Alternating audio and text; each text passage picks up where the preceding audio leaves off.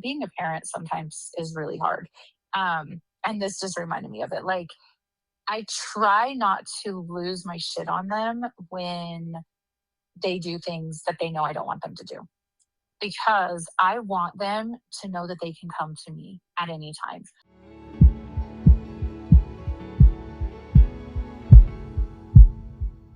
Welcome to the Life Happens and Then You Die podcast. I am one of your hosts, Jessica. This is a special episode. Usually our episodes drop on Friday, but I recorded a 2-hour session with my sister, who is going to be joining us here shortly. We're going to end up breaking this down into potentially 3 episodes, so I hope you stick with us. We have decided to just jump in and record a conversation. These are conversations that we typically have, so you can kind of learn a little bit more about me. And I'm hoping that Tara can become a reoccurring podcast guest, because I think she is fascinating and has a lot to share. So without further ado, I would like to introduce you to my sister, Tara. Hi. So Tara and I are fairly close. We get along. Sometimes we have some arguments and conflict, but we've gotten very good at communicating through that conflict. And you'll see how we play off of each other in this podcast. It's kind of fantastic. Tara specifically asked that we don't script this, so I have no idea where this is going, but it should be fun. And I wanted to start with some icebreakers for Tara to kind of make it easy to ease into. So, what are 3 things about you that you would like people to know? I have 5 kids. I am going to school to get my bachelor's degree, and then I'm going to go into nursing and then into neurology. Oh gosh, I don't even know. I am loud. There we go. I'm loud. I have this joke I tell people, and I don't know if I've ever told you this, but when people always tell me you're so quiet, like, I know it's because growing up my sister did all the talking. Absolutely. You bet your butt I did. It works though. I have always been jealous of Tara's social abilities.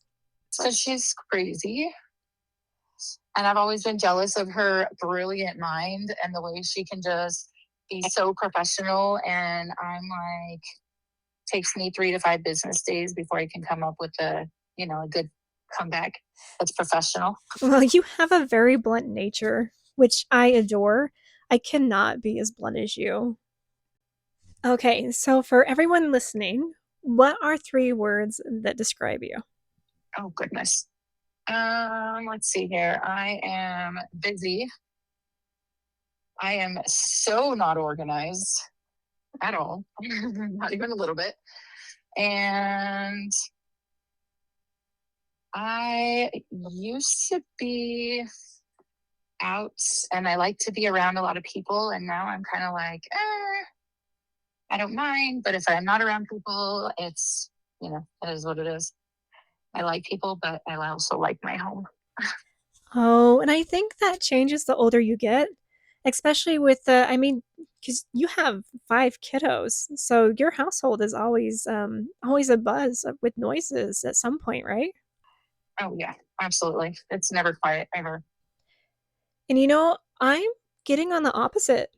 I've always been quiet and antisocial, and in the last couple of years, I've been trying to become more social. That's part of why this podcast exists. I love that. It's fun to see us kind of taking reverse roles the older we get. I know, it's kind of crazy, actually. I was just thinking how exciting and how like you're doing all the stuff that I would have done when I was younger if I could have. And now you're doing it, like going out of the country by yourself. Like, that is amazing to me. I would never have the guts to do that now, but I might have when I was younger if I could have. Yeah. And then starting a podcast, all the stuff you do, like, it's amazing to me because you are so different than when you were younger, which I love that. It's like you're growing. Aww. And blooming. Aw. What's wild, it's like I've done a lot, but I'm at the point where I'm doing so much, I'm not making progress on hardly anything. And I think it's there's intention behind it, so I can make progress a little progress here and there without having a big, spectacular failure. Although everything I'm doing at this point right now, I feel like is failing. No, it's not. You just got to look at it differently. You got to learn. And I believe, I don't know where I heard this from, but it's actually been helping me a lot throughout my life and changes that I've made that may or may not have been what I wanted in the end. And is you just have to look at it like that was something that I'm not going to do next time. I'm going to learn through it, learn about it, and just continue on. Oh, you told me you did an interview for school, and it was with someone I introduced you to. And you did an interview with her, and I don't want to give away her name, and she might actually listen to this podcast. But she told you something about grief, and I can't quite remember what it was. But I remember when you told me it was this like really cool aha moment. Do you remember what she said? Oh, I wish I could. It was so amazing. Like I remember, I'm totally gonna butcher it, and if she listens, she's gonna be like, "Wow, Tara, good job." But it was something along the lines of what I said, right? Kind of right now, like it's. I can't even remember. I'll have to look it up, and then I'll bring it. Like I'll let you know because I really can't remember. But it was amazing, and I was just like, "That is so brilliant! Like she is so intelligent." All right, I am interrupting this podcast to share what Tara learned. I didn't record her talking about it, but it is a philosophy that's more common in Eastern Europe, and it's that pain is unavoidable, but remaining trapped in it is a choice. There we go. Ooh, I don't know if the audience can hear this, but I heard some cooing in the background. Is that accurate? Do we have That is accurate. We have a little guy in the room, and he will babble off and on. But I couldn't, leave him in the living room because who knows what he'll get into. I love it. My little baby nephew. This is the first nephew. I got to cut his umbilical cord, and I was so excited for it. And he was born a couple days after my birthday, so he's my, I love all my nephews and my niece. So if you're listening to this, I love you all, almost equally, almost. I like it. I like it. So speaking of babies, we're a little older. I haven't quite hit my 40s. I'm on the cusp, and you are already there. Yes. And baby is I don't want to say his age, but he's just a babe. So what's it like being a new mother again at your age? I really don't mind. I'm 40 years old. That's cool. Like I'm totally fine with that. Um, I feel like I have no idea what I'm doing at all. My oldest one is 18, and it just goes on from there. And I feel like I have no idea what I'm doing. Everything that he does, I'm like, is this normal? Is this? And I'm Googling it. Like Google knows. No, not really. Sometimes Google tells me crazy stuff, and I'm like, what? What does that even mean? That doesn't make any sense. That has nothing to do with what I was talking about. But it is definitely a learning experience. But I do have to say, again, if the kids ever listen to this, I love them all. I really do. But I'm at a different time in my life now where I can relax a lot more than I did when they were little. And so I feel like I actually enjoy him a lot too. And now that I'm just working and going to school, which it is a lot. I'm not going to like downplay it. It is a lot. And anybody that's doing that and taking care of your family, like I am, it's awesome because it is a lot of work, especially for those single moms out there. Um, but I do enjoy him a lot better, like the baby stage. Now I'm hoping that once he becomes a toddler and starts getting into stuff, that I'm not less patient than I was with my other ones, especially because I'm working nights. So, but right now he's amazing. He is the easiest, happiest baby, and he laughs at everything. And since I work nights, he sleeps all day with me, and it's amazing. He is the best baby. Well, I imagine it's a little bit different when you were younger with the other kids because they're a lot closer in age, right? Baby is what? Because there's like a 10-year age gap now, isn't there? 11. 11 years. Yeah. Well, no, wait, yeah. My math is not mathing. Yes, it'll be 11 because Roman's gonna be 12 and then he'll do 1. Isn't it wild? Like 10 years ago, would you have ever imagined that you would be here in this situation now? Feels like life has changed so much. No, not at all. Going back to school, like, doing all the stuff that I'm doing now, I never would have guessed. And having another baby, like, let me tell you, after I had Roman, I was like, I'm happy. I'm done. I don't feel the need to have any more kids. I'd be around people that were baby hungry, and I'm like, yeah, I'm cool. But then, and I don't know, like, how you feel about me talking about this, but I was on birth control when I got pregnant a year ago, November, and I found out that I was pregnant and miscarrying at the same time. And then I got put on the pill, and guess what? Out came baby Icon. So um, it's completely different. Like, I never would have guessed that I was going to have another baby, and obviously he was meant to be. Um, it's so funny because as I'm like talking right now, I'm thinking back to some of the things that you and Melissa talked about, and I'm like, oh, I totally do that. Oh, I do that too. And as I was talking right now, I'm like, oh my gosh, I can't remember what it was, but something I said reminded me of something you guys said. Anyways, random all over the place. Oh man, and we talk so much now. I'm curious to know what it was that you were listening to. Honestly, I just turned it on and I listened to every single one of them in the same day and I just let it go. So I'm not even sure which one it was. Um, but I do have to say, like, at first, when you had talked about doing a podcast, I was like, okay, cool. Like, good for you, like, it's not that I was like, I hate that idea, but I was like, indifferent about it. But then after I listened to you and Melissa and all the stuff that you guys were talking about, I was like, it was actually really cool. Like, I actually like the way they're doing this. No, and it was daunting because I was like, yeah, I hear a lot of people talk about wanting to start a podcast. And then I also hear the sentiment that there's so many out there who wants to hear another podcast. Like, you have a unique personality and a unique point of view, and especially if you have more than one person talking, you have conversations that lead somewhere that you never would have imagined, and some people might connect with it. Some people might not. It's not for everybody, but the fact that it has connected with some people is it's amazing to me because I started this because I'm a huge people pleaser and I shrink myself a lot.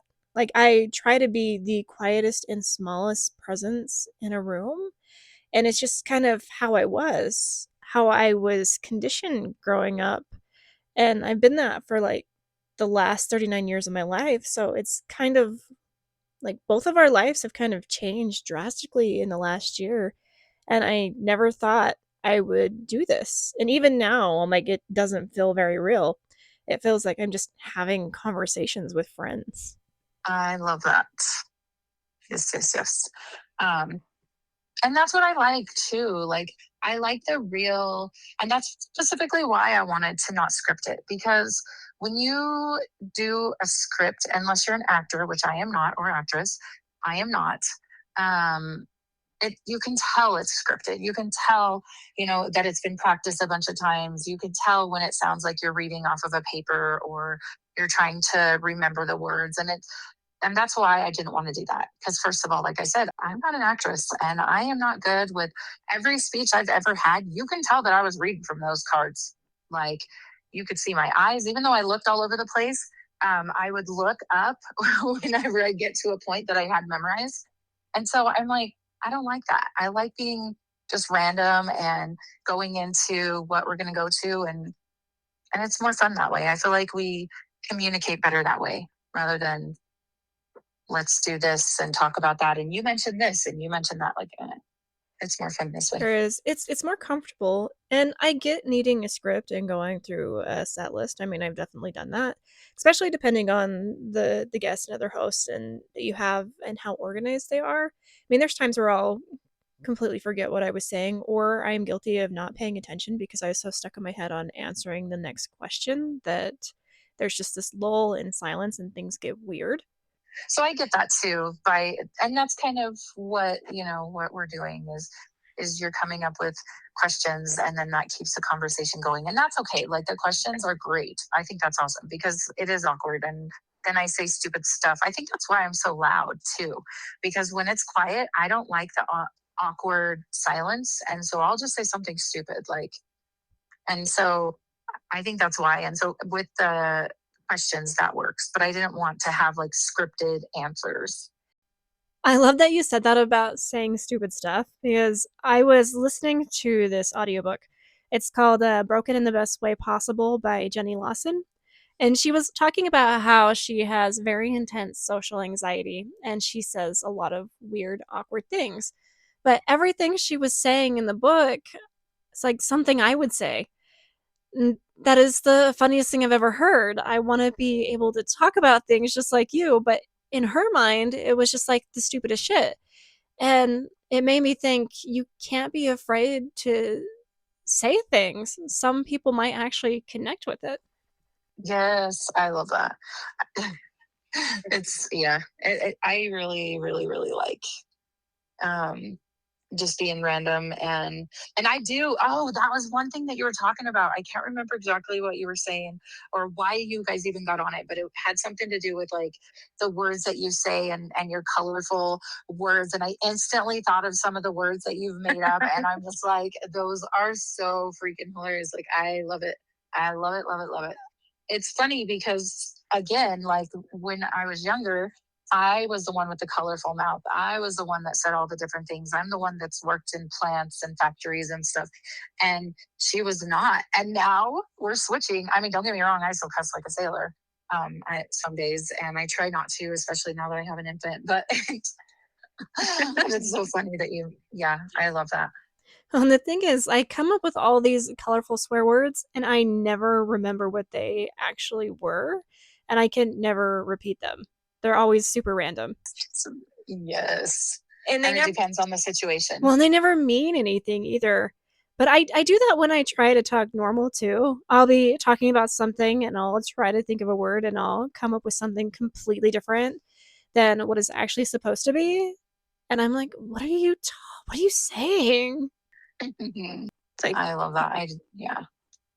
But it's funny though. It's funny. But I feel like when you do it, half the time I don't even catch on because you use like this dramatic, like professional vocabulary. And I'm like, what does that word even mean? Like, I have to go Google to see what the heck you're talking about. And then other times when you use like simple words, I'm like, hey, I know what that means. I do have to say though, oh, I was going to say, I do have to say though, like, since you since our relationship has become closer and you talk more with these big words or professional college type words, I've actually tried to implement them. That's one of the words I learned from her, into my speech because I like how it sounds. Like when I listen to her talk, I'm like, oh my gosh. But I'm kind of crazy and I like speech. So I love listening to people with accents. And it's always fun to hear your perspective, especially when you're talking about me, because I hear these things and I'm like, what are you talking about? I talk normal. Like, I've been in the room with people who sound so professional, and I'm like, damn, I'm stupid. What am I doing here? Oh, I guess it depends on who you're with. Like, if you're around my crowd, they're like, ooh, she's so smart. We have no idea what she's talking about, but it sounds cool, so we're just gonna go with it. Yeah.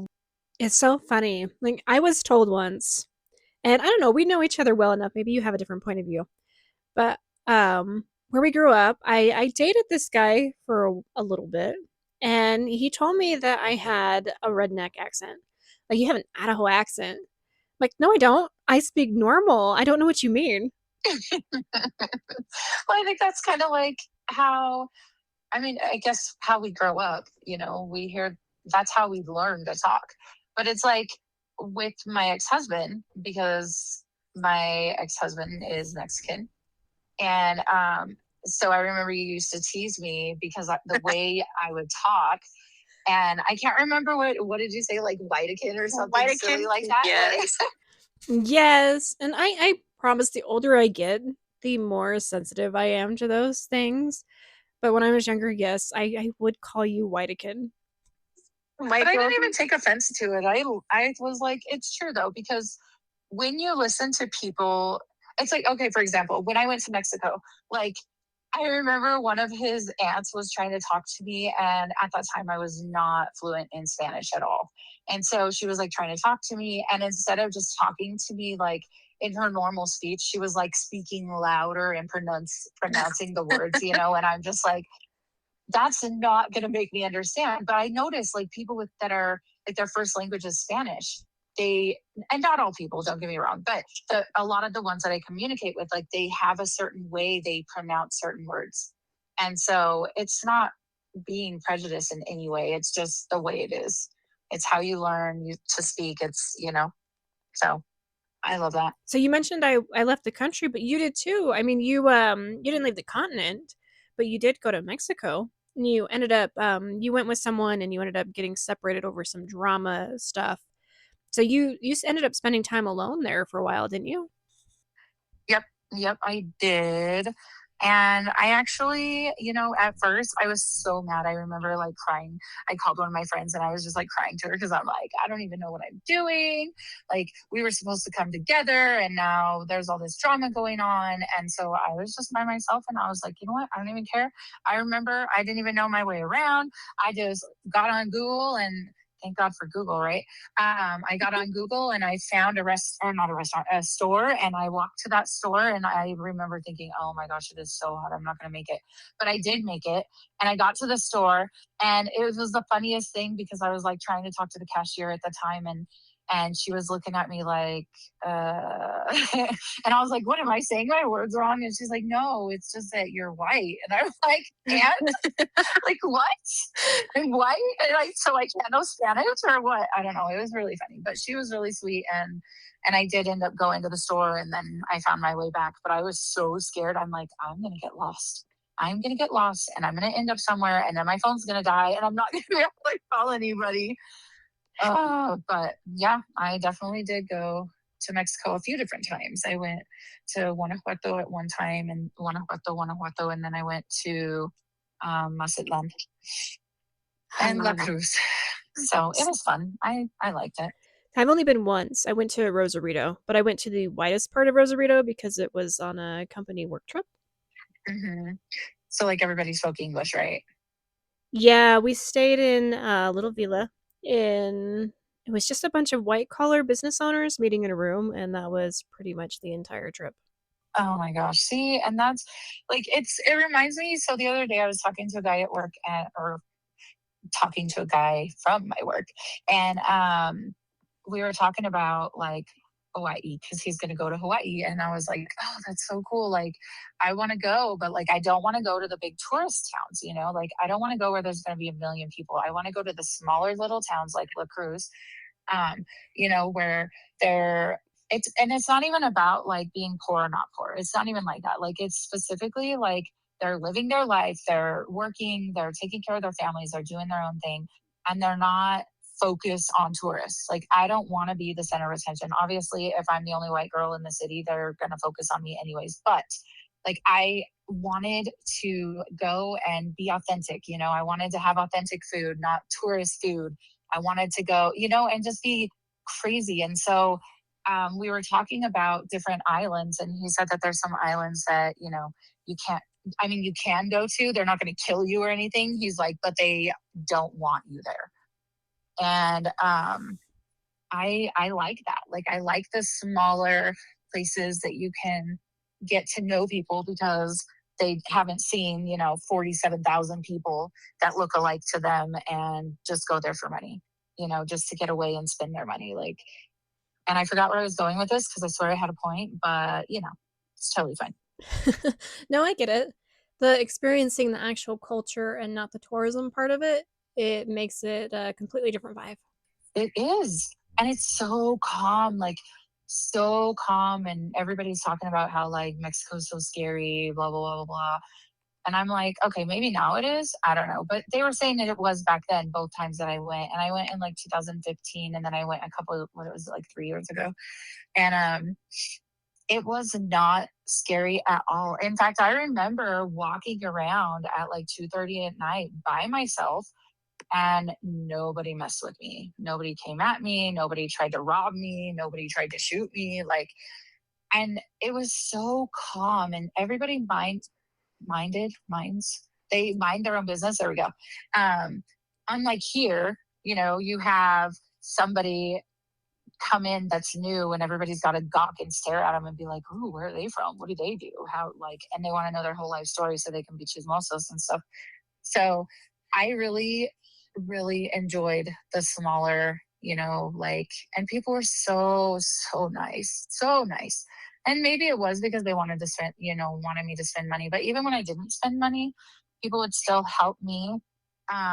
Hey, thanks. People would still help me with, go shopping, or, walk around, give me directions. Like, people were just really cool, like really, really cool. And I love that. I remember when I went to Switzerland, they were super nice there too. And it was not that I expected anyone to be mean, but like here, you go somewhere and it's a hit or miss. People either talk to you and they're friendly, or they're the complete opposite and they're like, "What the fuck are you doing in my way?" They're in a hurry. "I don't want to talk to you." Buzz off. Yeah. And I remember when I was there, I was in Geneva. I couldn't find the guy's car I was supposed to get an Uber from. He sent a picture of like this blue Mercedes, and he was not in a blue Mercedes, by the way. He was in a completely different car. And it was the middle of the night in Geneva, and I was just walking down the road with my suitcase. Like, I have no idea where I'm going. So I just stopped at a table with two ladies that were smoking cigarettes and just started asking them if anyone spoke English. And they went and found someone that spoke English for me so that they could give me directions to where this guy was parked. Oh, that's amazing. See, and I love that. Like, I love when people are, when they want to help. I'm sorry, my kids are being crazy in the background. Ian, let him out. This is my life. This is my life. 24/7.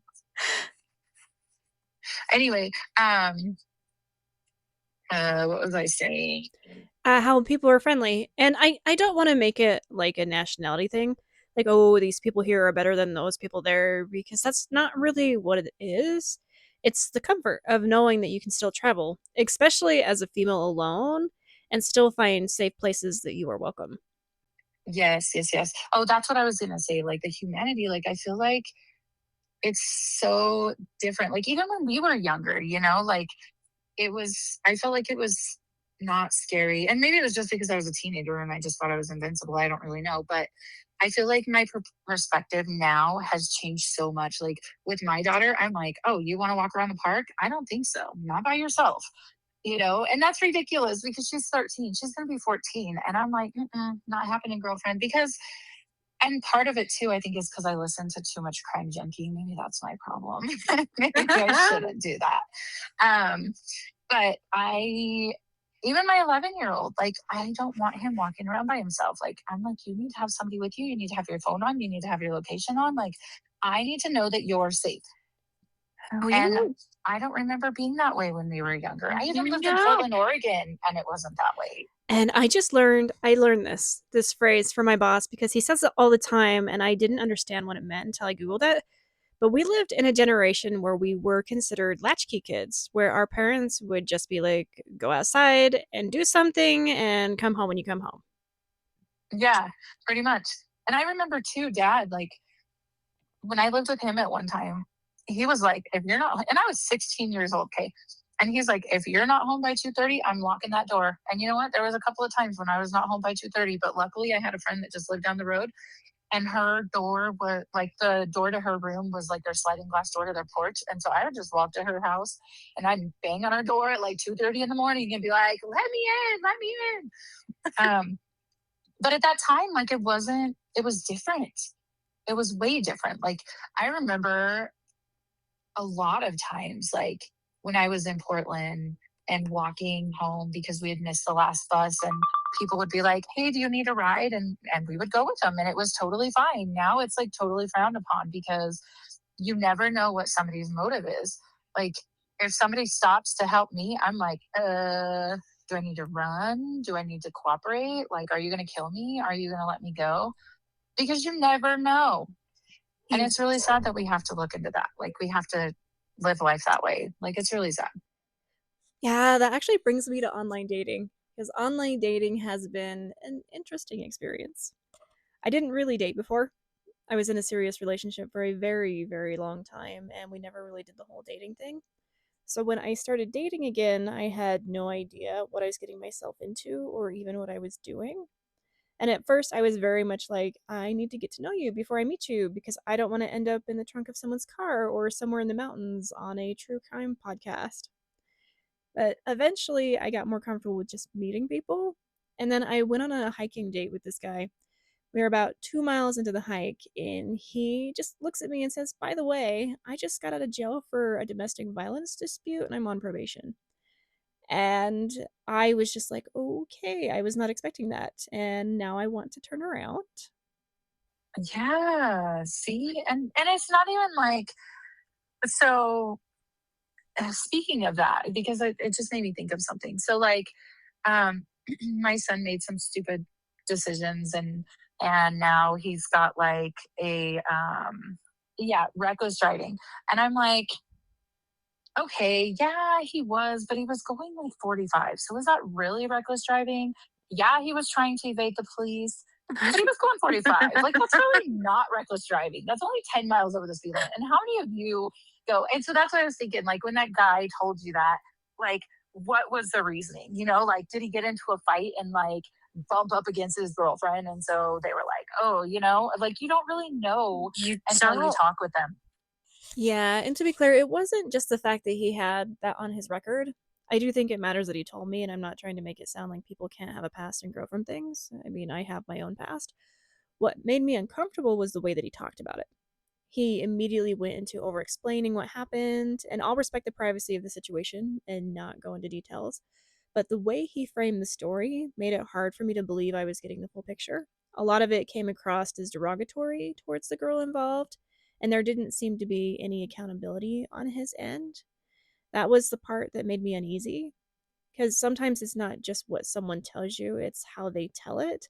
And the way he talked about it made it really hard for me to sympathize with him or feel comfortable continuing the date. Yeah, and it's always their fault. Oh my gosh, I hate that. Like I am not the most mature person, and I'm sure there's been times like like you and Melissa were talking about how you guys were blaming other people. I love that. Anyway, but I'm sure I blame people and I probably still do now. You know, I make a mistake and don't realize it and I'm like, that was your fault. And no, it ended up being my fault. But the thing is when I know I'm wrong, I take accountability. Like, yeah, that was me. Like the other day, I was screaming at my kids because I don't even remember why. I was so mad at them for something. And then they were like, all four of them were like, Mom, you said this. And I'm like, no, I didn't. And then they were like, yeah. And they started telling me about the conversation. And I'm like, oh my gosh, I really did. I am so sorry. Like, see, parents make mistakes. Like, I'm human. I make mistakes. And I've made more than probably a lot have, you know, but I own up to it. And that is my biggest pet peeve when people are like, oh, so and so did this and it's all their fault. I'm perfect. You know, whether they say they're perfect or not, but that blame thing it's so obnoxious. It definitely shows their maturity level. Yeah, it does. I mean, it takes vulnerability to be able to admit when you're wrong. When we were kids, I think we all believed, at least for a while, that our parents were infallible. Like they just knew everything and they were always right. But the older you get, the more you start to see things differently. For us, our parents never really admitted to lying or doing anything wrong. It just became more blatantly clear and obvious as we got older. And I admire the fact that you admit when you're wrong with your kids because then that shows them that it's okay to do the same, you know? Yes. And I've been really, being a parent sometimes is really hard. And this just reminded me of it. Like, I try not to lose my shit on them when they do things that they know I don't want them to do because I want them to know that they can come to me at any time. And I've been trying recently to control my my anger because I do like when they do stuff like for example, I think it was yesterday. I had been trying to get the baby to sleep like it was like an hour and he would not go to sleep. Like he was fighting it. And I was so like, finally he fell asleep. So I was like, okay, I'm going to do my homework. And then Maite and Roman come in the room and they're super loud and they wake him up. And I'm like, "Ah!" Like I freak out, because I was so mad. I'm like, why are you guys so loud? But then after they went out, I text them and I'm like, oh my gosh, I'm so sorry. Like you guys had no idea the baby was sleeping. You guys were outside when I had been this whole time. And so I apologize because I'm like, oh my gosh. But with other situations, where they do stuff that they know I don't want them to do, I try not to be like, basically, you're an idiot, because I want them to come to me when they make mistakes because I make mistakes all the time and I do go to them, and I do let them know, hey, like, you're probably not going to be happy with me, but this is what I did and I'm really sorry. Like, I feel so bad this year because for my Faye's birthday, I have to work 13 and a half hours on her birthday. And I didn't even think when I accepted it because I was so focused on my midterm and taking time off and trading with people so that I could get that time off to get a decent grade on my midterm, because these are my last two class. Well, I have these two classes and then one more and I'll have my bachelor's degree. And so and it's physiology and anatomy. Okay. So I was stressed. And as soon as somebody was like, I will take this day if you work for me this day. And I was like, absolutely. Like, yeah, I have to work a full shift, but I will work another, certain amount of hours. And then afterwards, when I was writing them down in my calendar, I was like, oh my gosh, that is my Faye's birthday. And so I apologized to her because I was like, oh my gosh, I am so sorry. Like, I could have lied to her and been like, oh, it's mandatory. Like, I can't, whatever. But I totally did it. Like, it was my fault. And I didn't think about it until it was too late. And now it's already done because once you make the change and they approve it, like, it's done. Unless you can get somebody else to cover you, but nobody's going to cover 13 and a half hours. Oh, so how did she respond? Oh, she's not very happy with me. But now she's taking it as like, because you did this, she's kind of blackmailing me, a little stinker. She's like, because you did this, you have to take me and Lily shopping, which Lily is our neighbor. She's like, you have to take me and Lily shopping and you have to take us to dinner. And I don't want a birthday party, but I want to go shopping. And I was like, girl. And then she's like, can I get a yes day on my birthday? And I was like, absolutely not. Not with her. Not No. happening. Not happening. Because this girl is like the queen of wanting to spend money. I'll be like, Maite, I didn't work very many hours. My check is going to be smaller. Like, we got to be frugal. And she's like, okay. And then, like, an hour later, Mom, can we get takeout? Mom, I need a shirt. I needed this. I needed that. And I'm like, girl, you are crazy. And my kids are super spoiled rotten. Like, Jesse and I were not like that when we were younger. Not at all. Like, my kids are so spoiled, and I think it's because like their dad is not around as much, and it's not like, I don't know that it's anything to do with me or the kids. I really think it's just because he works out of town and he works all over the place and he works a lot. Like, he works in construction, and worse than that, he works with concrete, laying concrete, and so it is a lot, and I know he's tired. But I think that that's why, because he's not around as often, I think I try to overcompensate by buying them, like, I spend time with them and I do this, that, and the other. But then to help them, I'm like, here, let's do this, let's do that. And it's not a good choice because now she's like, it's gone to her head and she's like, oh, I need all these things. And I'm like, girl, we have so much stuff in our house. I don't even know, like, where to put anything. If I were to get something else, we would be in trouble because my house is already cluttered. Like, there's so much stuff. So I remember when I had my other career, I was making significantly more money. So whenever I got to hang out with the kids, we had this really fun thing that we would do. I would bring a d20, which is basically a board game die or Dungeon and Dragons die, and then we would get to roll it. Whatever number they rolled would determine how much money they got to spend. But the kids loved it. They would do random rolls for food and shopping, and it was honestly one of the funnest things that I was able to do with them. Then the last time my niece came over, she wanted to do it again, and I was like, "Honey, I don't have that kind of money anymore." And she just goes, "So I have a broke aunt?" And I was like, "Yeah, yeah, you do." Oh my gosh, I remember that. And it bothered you. And I was like, oh my gosh, I'm so sorry. My kids are just, it's because they are so used to getting what they want. And it's my fault. Like, I Well, can't even blame their dad because their dad's not around. I think part of why we spoil them is because of our childhood. It didn't look like theirs does. Our parents made sure we were taken care of, and I don't want to make it sound like we went without everything, but because we didn't. But there were things that we felt growing up that I never wanted your kids to experience. And with divorced parents, I also knew there were already going to be hard parts of their lives that felt harder or more complicated than they should have to carry as kids.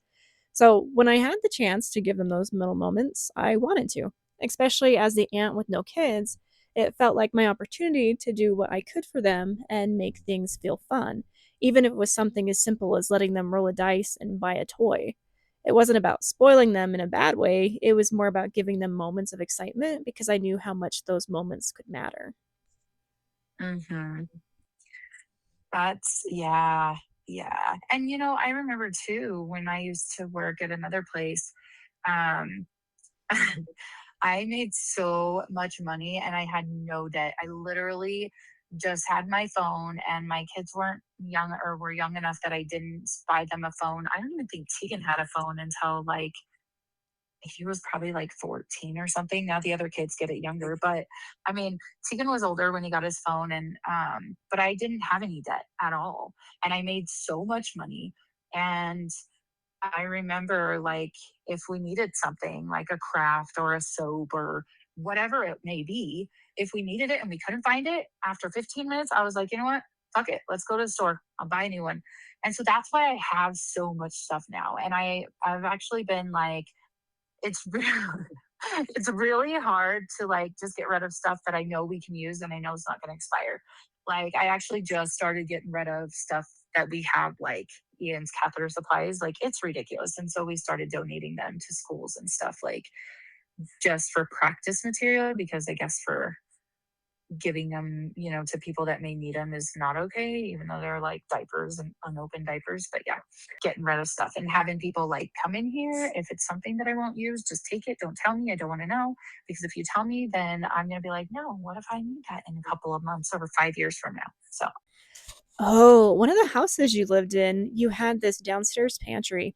You'd open it up and there would just be rows and rows of stuff like shampoo and soap and toothpaste, food, all of it.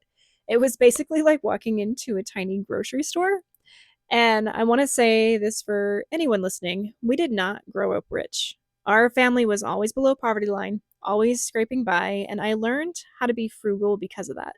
The only reason I had money later and got to more stable place was because I was very careful with what I did have.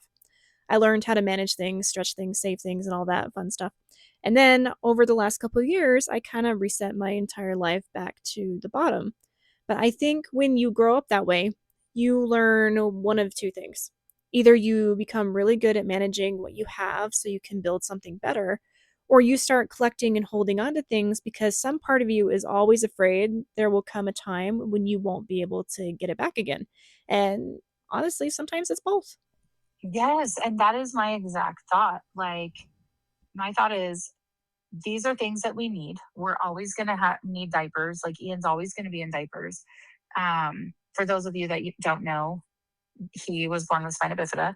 But anyways, we're always going to need those. We're always going to need catheters. We're always going to need all this stuff, and like shampoos, we're always going to wash our hair, and toothpaste, we're always going to brush our teeth, or at least I'd like to think we're going to do that.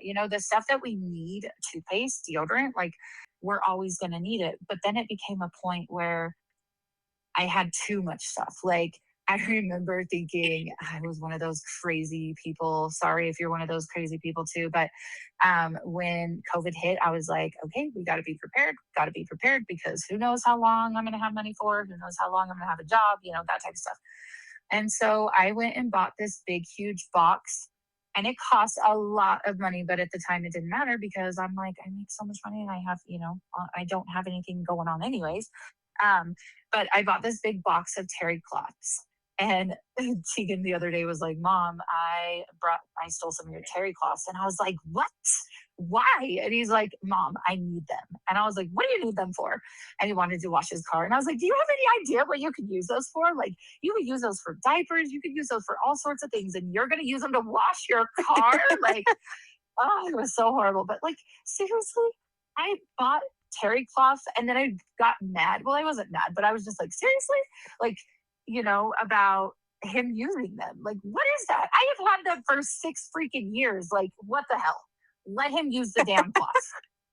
And another thing too, like I had a bunch of clothes of mine that I don't wear because I never go out. Like I stay home and I work and then I go to school. Like that's my life.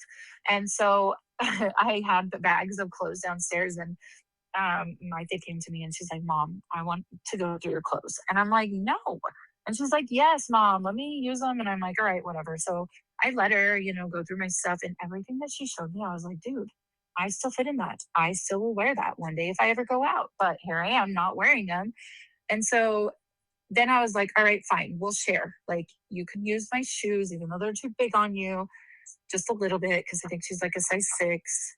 Well, okay, a lot of it actually, because she's like a size 6 or 7, and my shoes, the heels will fit her because her feet slide down, but my shoes are size 9, so they're big.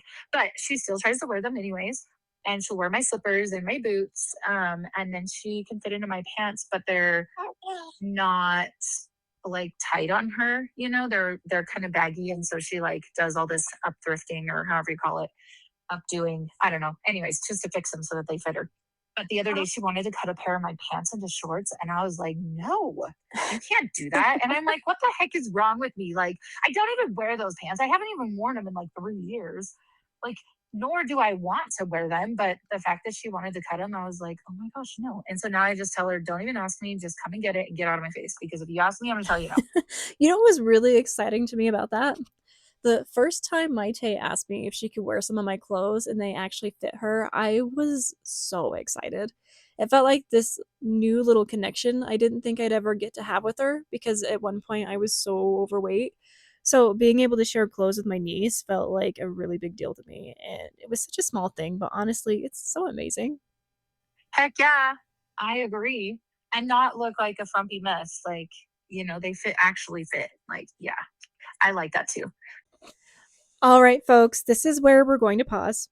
We ended up talking a lot longer than we planned, which is not shocking to anyone who knows either of us. There is still another hour of conversation to go, so we're breaking this episode into 2 parts. I was originally going to drop both parts on the same day, but because of some scheduling stuff, part 2 will come out next week instead. I want to give a huge thank you to my sister Tara for coming on and doing this with me. It was a blast. I had so much fun, and I'm really excited for you to hear the rest of the conversation. Part 2 drops next week, where we get into our rapid fire questions, which, as it turns out, were not actually very rapid. That's why there's a part 2. So, thank you so much for listening to Life Happens and Then You Die. If you enjoyed this episode, make sure to like, comment, follow, subscribe, share it with a friend, share it with an enemy, send it to someone who needs a little background noise for their existential crisis. Do all the fun things. And then we will be back next week for part 2.